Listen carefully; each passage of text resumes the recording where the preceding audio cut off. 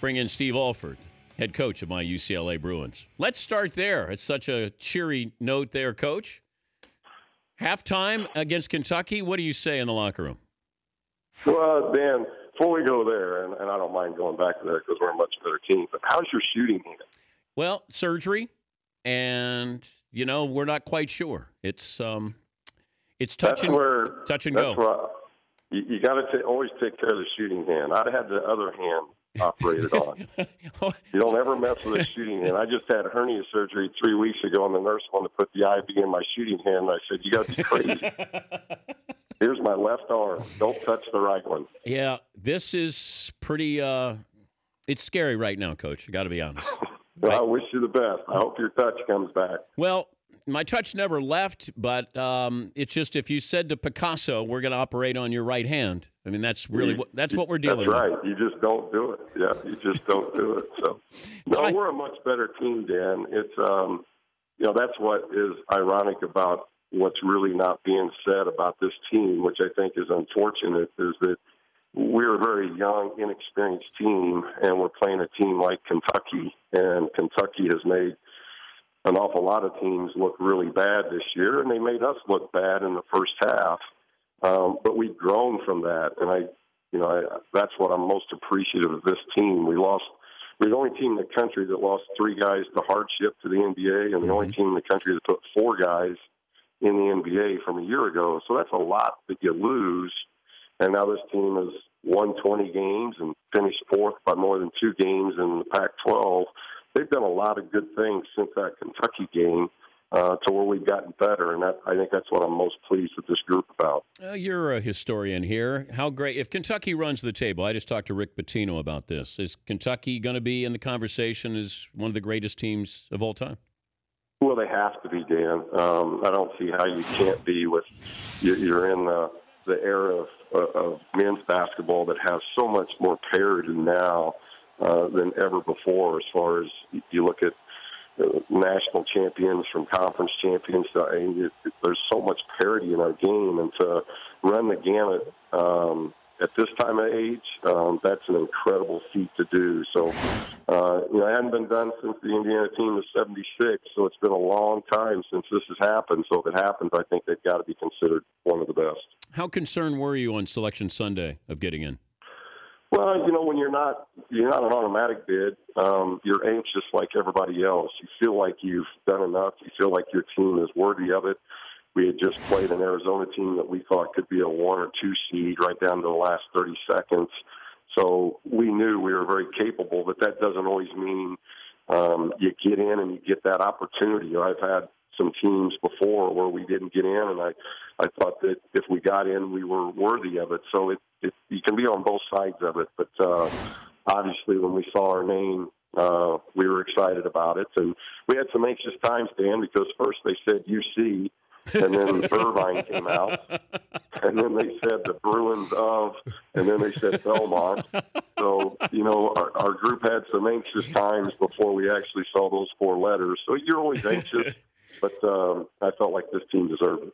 Got any history with Larry Brown since you're facing his SMU team? Not competitively. No, I've known him a long time. We've been in some clinics together, and he's always been extremely nice and helpful to me when I've reached out to him, and I've always admired him and how he's gone about it, and the longevity of success at both the collegiate level and the professional level is amazing, and I just got the utmost respect for him and his program and how he goes about doing things. How do we increase offense here, Coach?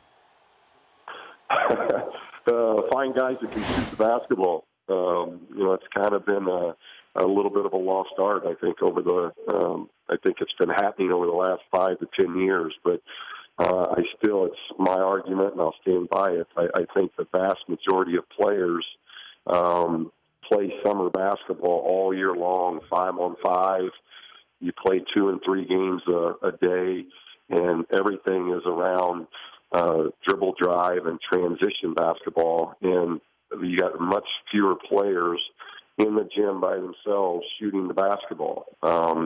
You look at Steph Curry, who I think is an outstanding shooter.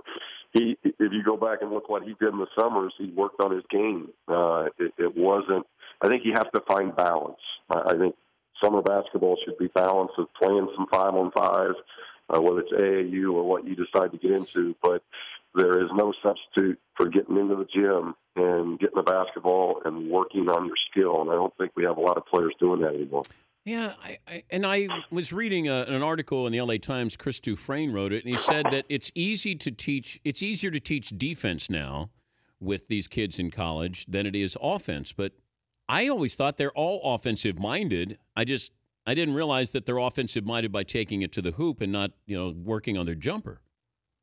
Well, and that's right. And I think that all goes back again to the summer. And you watch as many games as we do as college coaches in the summer. It's so much about transition. So you watch a 32-minute or a 40-minute game in the summer, you've probably got, I guess, maybe 5 to 10 half-court possessions.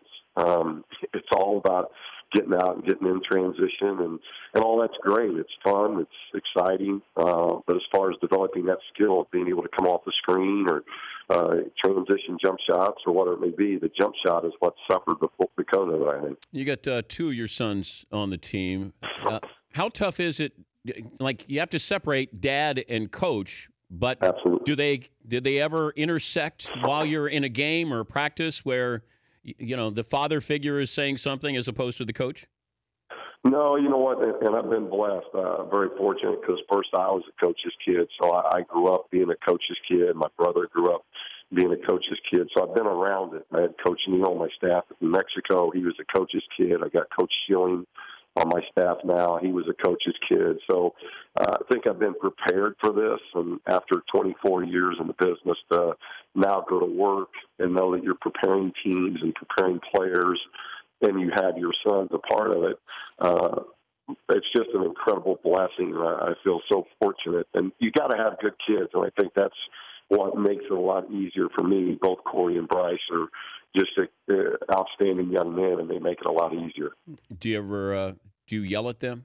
Do you ever hear from does your wife ever say, hey, stop yelling at them? No, that hadn't taken place yet. Oh, okay. Because she's not at practice, so she doesn't see when I yell at her. And at the games, most of the yelling that I've had with Bryce has come into the locker room. But we have a lot of fun with that after the game when, I finally see her and I say, hey, ask your youngest son how halftime was. See if he liked that or not. So we've had some fun with that. How much time are you going to spend on your hair before the game against SMU? I'm 50 now, Dan. I've got that down. That's the least of my concerns going into the SMU game. Do you think you ever parted on the side, Steve? We'll see. It's just like shooting, Dan. I mean, I've got one form, so it's work. I really don't want to change my shooting form. I kind of think of my hair the same way. Did you used to blow dry your hair before Indiana games, Coach? No. Never used a blow dryer. No. Never? No. Well, I think Dockage did, but I did. How funny is it to see Dockage now an analyst on the mothership there? It's perfect. He's very, very good at it. So I'm very happy for him. He's found his niche, and he does a very good job. Oh, Coach Knight had to yell at Dockage a lot, right? Because it's easy to yell at Dockage. Oh, yeah. Well, my favorite was when Coach Knight got in a drill once to try to prove his point on passing, and Dan stole the ball. That didn't go over real well. What did Coach say to Dockage? I don't know if there was anything that needed to be said. Sometimes Coach got his point across just with the facial expression. Good luck against SMU, Coach. Good to talk to you again. Dan, I appreciate it. Thanks a lot. Good luck with that shooting hand. All right. Steve Alford, one great shooter to another.